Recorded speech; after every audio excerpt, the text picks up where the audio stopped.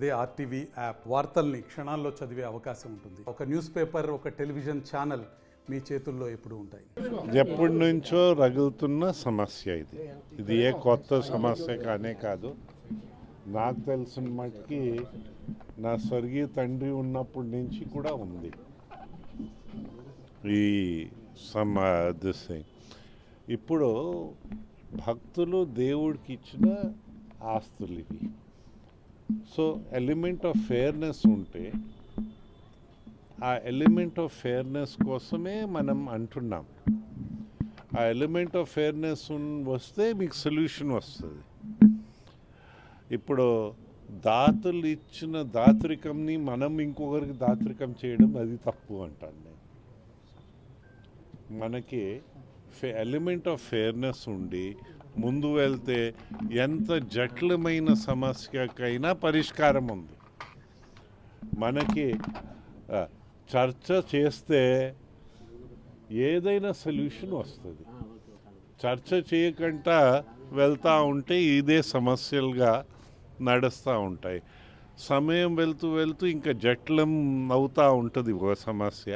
అలా కాకుండా మాకైతే సంతృప్తిగా ఏంటి, ప్రజాప్రతినిధులు కొంత ఇంట్రెస్ట్ తీసుకుంటున్నారు. ఎందుకంటే ప్రజాప్రతినిధులు ప్రజల భావాల్ని వారు చెప్పడం అవుతుంది. వారి ఇంట్రెస్ట్ తీసుకోవడంతో ఒక లెవెల్ రావడం మనకు మంచిది అని నేను భావిస్తూ ఉన్నాను. నేను కలెక్టర్ గారిని కూడా కలిసేటప్పుడు అదే చెప్పాను, ఫెయిర్నెస్ ఉండాలి. మాకైతే కొన్ని సలహాలు ఉన్నాయి. ఇప్పుడు మీకు తెలియలేంది కాదు, నేను 1 మెగావాట్ సోలార్ చేశాను. అలాగే మాకు కొంచెం ఇది ఉన్నాయి. ఇప్పుడు చందనం ఆ దేవుడికి కావాలి. ఇప్పుడు చందనం నా తండ్రి టైంలో బజార్లో దొరికేవి. మా అన్న టైము ఏమైంది, స్టాకప్ చేయవలసి వచ్చింది చందనం. ఇప్పుడు రాను ఏమవుతుంది, నేను చచ్చిపోయి మర్చిపోయిన తర్వాత కూడా ఆ దేవుడికి ఆ చందనం దొరకాలి. అందుకోసం మనం ఆ ఫార్మింగ్లో వెళ్ళకపోతే కాదని అది కూడా కలెక్టర్తో అన్నాను. అయితే ఆ ఫార్మింగ్లో వెళ్ళిపోతే మళ్ళీ వీరప్పని తయారైపోయి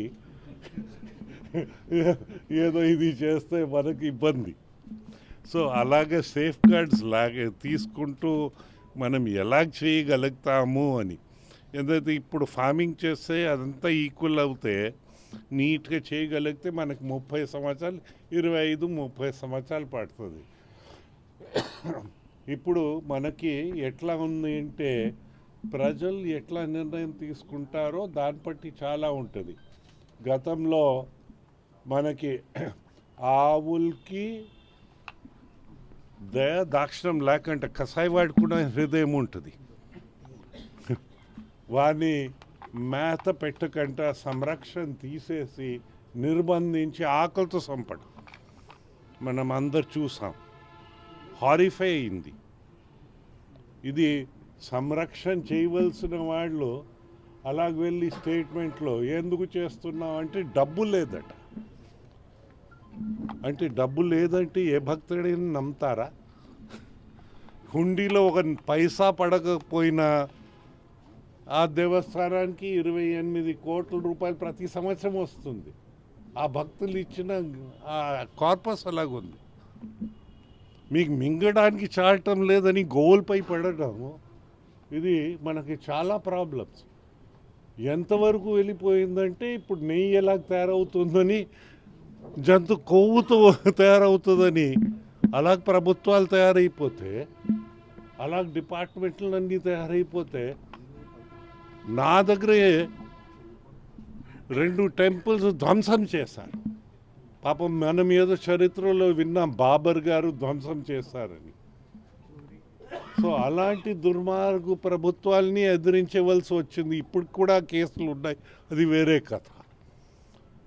కానీ మనం ఇలా కాకుండా భవిష్యత్ ఎలాగా, ఏ మతమైనా అందరు మనం గౌరవించడం నేర్చుకోవాలి. గౌరవించి ముందు వెళ్ళడం నేర్చుకోవాలి.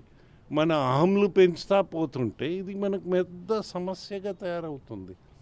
అందుకోసం నా జీవితంలో ఇది పరిష్కారం అవుతే నాకు సంతృప్తి అని నేను భావిస్తూ దాంట్లో ఒక ఫెయిర్నెస్ ఉండాలని నేను అదే పెద్దలందరికీ మనవి చేస్తూ వారు కూడా ఫెయిర్నెస్ ఉండాలని వారు కూడా అనుకుంటున్నారు కనుక మనకి సొల్యూషన్ వస్తుంది.